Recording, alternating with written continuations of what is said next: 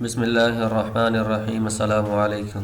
ایک دن ایک بزرگ نے ایک عالم دین کو روک کر کہا، سب باتیں کرتے ہو پر کبھی ہماری بات بھی کر دیا کرو۔ تو عالم دین نے پوچھا کہ جی کیا کہنا ہے، آپ بتائیں تو صحیح مجھے۔ تو وہ بزرگ کہتا ہے کہ جی ہم میاں اور بیوی گھر میں اکیلے ہوتے ہیں۔ اور اس بات کے فوراً بعد اس نے ایک شعر پڑھ کر سنایا، اور یہ شعر سن کر عالم دین بھی رو پڑا۔ وہ بزرگ بھی رونے لگا۔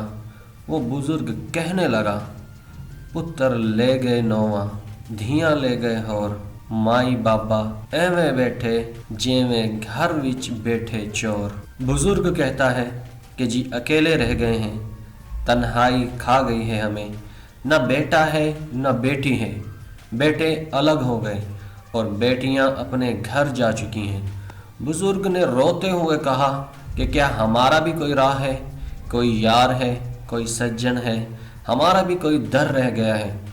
آپ سے صرف ایک محبت بھرا پیغام ہے کہ جن کے والدین زندہ ہیں ان کے پاس بیٹھ کر وقت گزارا کرو، ان کی باتیں سنو، ان کی خوشی سنو، ان کے درد سنو۔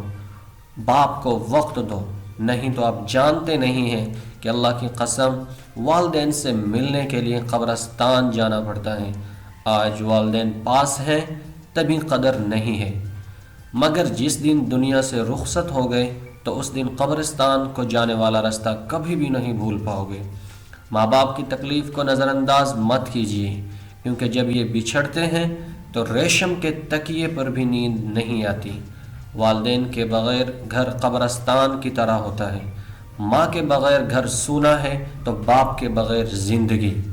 اور ایک بات ہمیشہ یاد رکھنا کہ دھوپ پر باپ اور جب چولہے پر ماں جلتی ہے تب جا کر ایک گھر میں اولاد پلتی ہے۔